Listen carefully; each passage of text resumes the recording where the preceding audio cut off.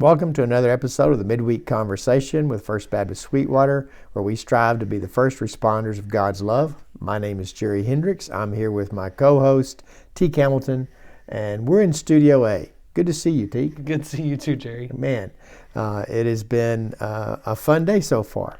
It's been a cold day. Yes, we've got a little bit of a transition coming our way, weather-wise, but that's not what we're here to talk about. No, not at all. Last Sunday, we finished up our series on one mission and talked about serving, which is one of the parts of the process that we talk about here at First Baptist Sweetwater. Worship, grow, serve. Yeah. What was some of that process? Did we talk about that last week? Probably did. We've talked a little bit about transition and stuff like that. But yeah. We've had so many folks join us in the last 5 or 6 years that many may not know that we went through a pretty extensive process, or the church went through an extensive process of transition in terms of training and evaluating, and then creating a structure that we felt like would fit for our future. Then I come on the scene, and that all of those pieces were already in place, which made it real easy to to develop our agenda as a church. So, and that's Worship, Grow, Serve came out of that transition process, and Sarah created the canvas for us in the foyer to constantly remind us of that. That if you're a fully engaged member, you're worshiping, you're growing, you're serving, and what that looks like is worshiping at the church as a part of community worship, growing through a Bible study, studying Scripture somehow with a group, and then serving here at the church in one way or another.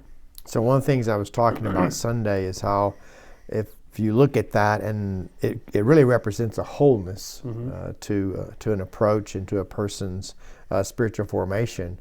But it just seems like when we look at that and those three parts, that the one that we miss on is that area of serving. Yeah, and I think that's, for some reason, I don't know why that's difficult. I'm stumbling now because I'm thinking about it.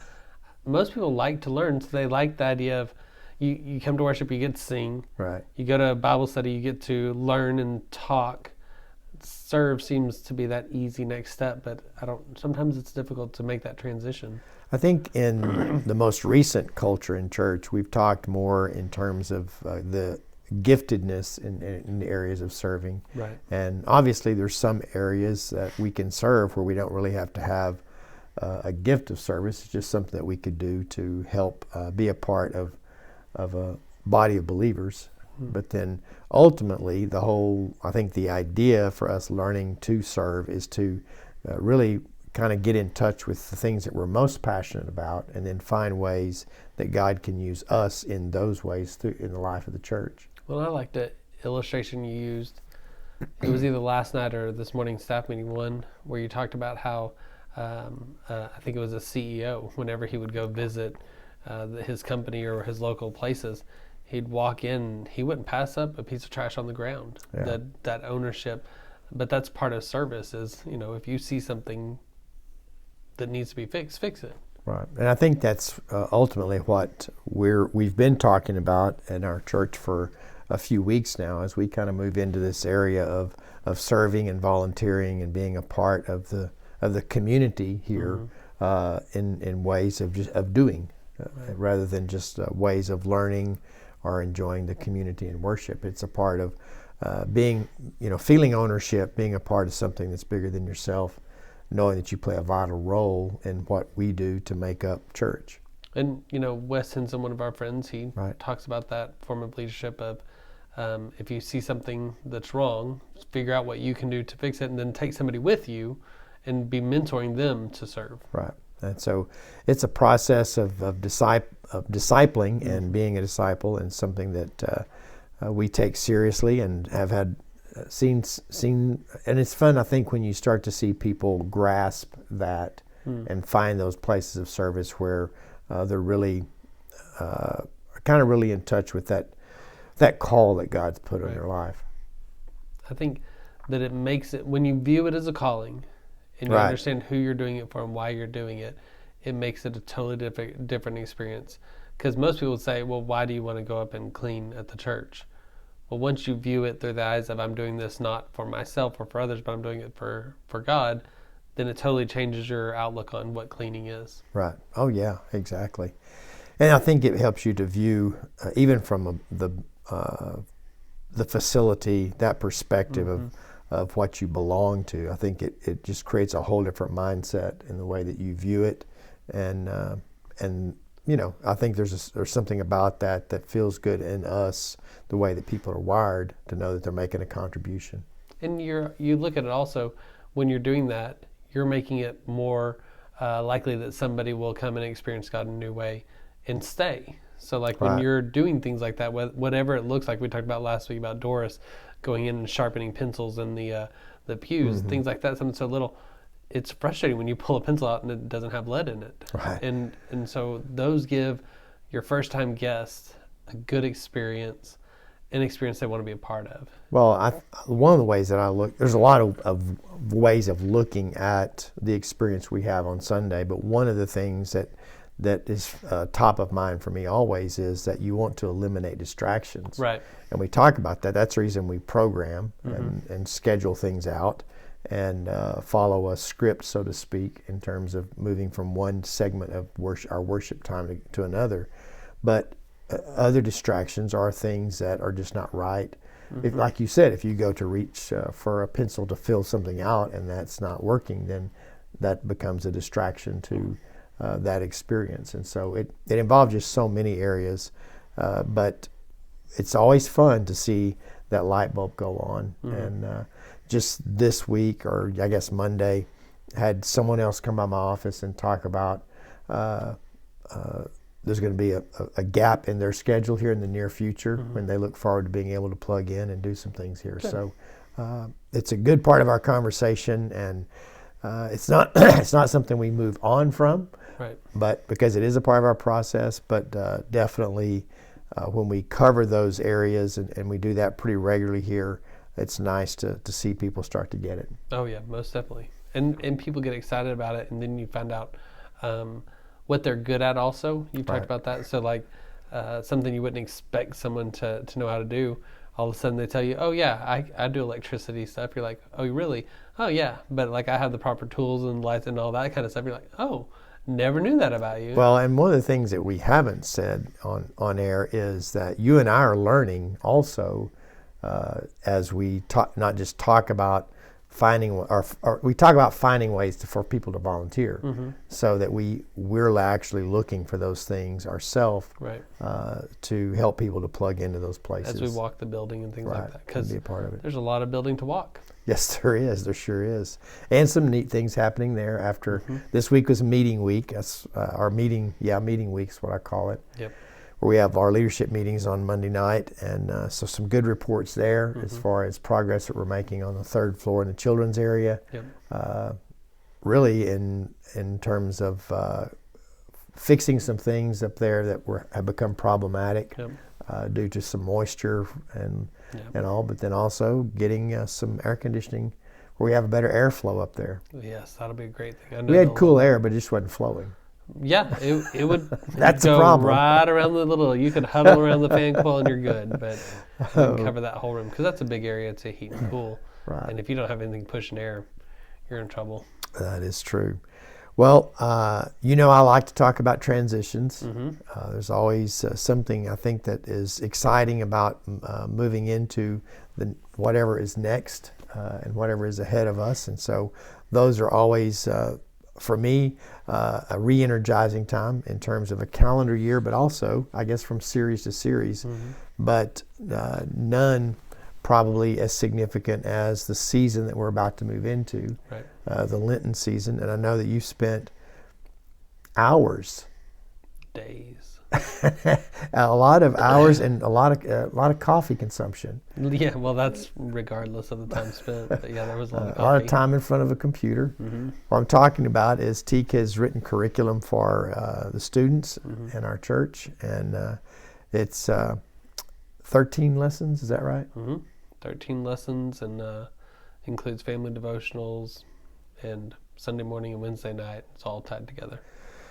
And so this particular season is one of those where Teak and I do, when we land and start working on this, there's a lot of things that resonate with us. I mean, as a team, but also as friends, that resonates with us theologically, and so we think about these experiences that we can lead people through, but also how we're going to walk through those experiences ourselves. Right. This is the time of year where we're able to, I won't say experiment, but kind of veer off a little bit from our norm, Right. like our regular how we do things, and which is exciting. So we're even test running these special prayer days and things like that. I mean, it's fun, it's exciting, and we always get the people who will come back later and say, "Man, this was meaningful because da da da." Right. And so then you get that positive affirmation that it might not hit everybody the same, but there are those people that it's very significant for, and so that's always good.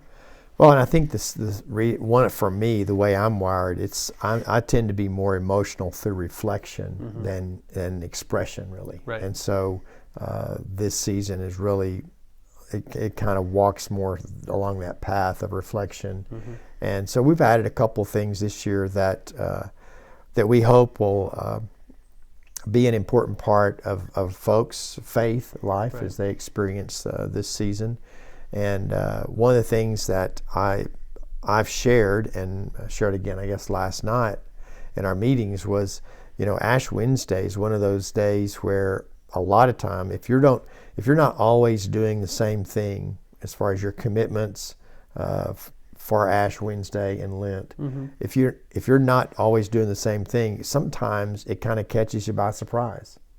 Okay. Yeah. So one of the things that worked out in our schedule and kind of sets up for us to talk about this Sunday is to really have a day that leads us into a couple of days of preparation, mental preparation for the preparation of Lent. Right, because when something comes around only once a year, and it's probably newer to our understanding of of our Christian expression, I guess, than Advent is, because everybody knows Christmas. I think it's something that you have to continue to focus on and to repeat and restate. That way everybody understands where we are and where we're going, because it only happens once a year. And I think this year, for whatever reason, I've been reminded more of, because we talk a lot about, let's don't just assume that everyone knows what Lent is or at what we do at Ash Wednesday. And so we're very aware of that from year to year. But for some reason, it just struck me with the audience that we currently have on Sunday mornings, and then those who are on us online, which is a wider audience. We want to make sure that we walk through this very carefully and mindfully, where people are in terms of their understanding of this. And really, what I've said over and over, and I guess this comes from my own experiences, just experience this, what I keep saying, to your level of comfort, but put yourself in a place where you're willing to be uncomfortable a bit. Stretch yourself. At least take that chance and those steps for curiosity. And then I think you'll find that there's different ways that you can express and develop your faith through this. You'll find your own way. It doesn't have to be the path that everybody else is taking. Because if you've never been to an Ash Wednesday service and sat through it to learn, then the only experience you probably have from Ash Wednesday is seeing it on a calendar or seeing people walk around with crosses on their heads. And then you make up in your mind, you fill in the gaps of what you think it represents. Where really, the ashes on the forehead is a significant part, and it actually connects to Palm Sunday a year ago. It's significant, but it's actually a small portion of the actual service. Like, that's not what the whole service is about. And so we really developed that idea of fasting and prayer and meditation and reflection and all that. So as I often recommend, Google it and look into it. And one of the things that we've discovered is that there's not a right or wrong way to do it. The church developed this. And so there's things that we can do and adapt and adjust or add as years go by. So one of the things that we've added this year for us is we're going to open the worship center up on every Friday, starting on February the 19th. That's the first Friday after Ash Wednesday. And every Friday through Lent, which will conclude on those Fridays will conclude on Good Friday, the worship center will be open during the lunch hour for prayer and reflection, and we'll have some guided steps for you to take if you need that or want that, or if you just want to come and sit and pray or light a candle. I mean, we'll have several things that you can do. Take communion, but those will be there for you to be a part of this journey with you. Which is really cool, because that's not just for the people who attend church Right. at First Baptist. That's a community-wide thing, opening that up, being available. So it's not just about our church, but Right. it's about how we as the body of Christ really take this season seriously. And to bring this full circle, it represents a bit of a transition, not just in your week and your life, but also sort of a transition in your day as you kind of wind down that week and look forward to the weekend and the day of worship. So hope that you'll join us with one of those days. Other thing we would encourage you to do, we talk a lot about journaling, or we do a lot of journaling here. I don't know if we talk about it a lot. That's going to be a big part of Teek's process with the students. But those thoughts that we're able to write down really help us kind of get in touch with what we're feeling, experiencing, and thinking. And then also it serves as a really good place for us to come back to. And that's my alarm. We started a little bit later today than normal. But those journal notes serve as pretty good points for you to come back to and kind of see how God's developed you from year to year. So anyways, a lot of good things that are coming up. Hope that you can join us Sunday, either in our worship center or online. We look forward to seeing you. See you then.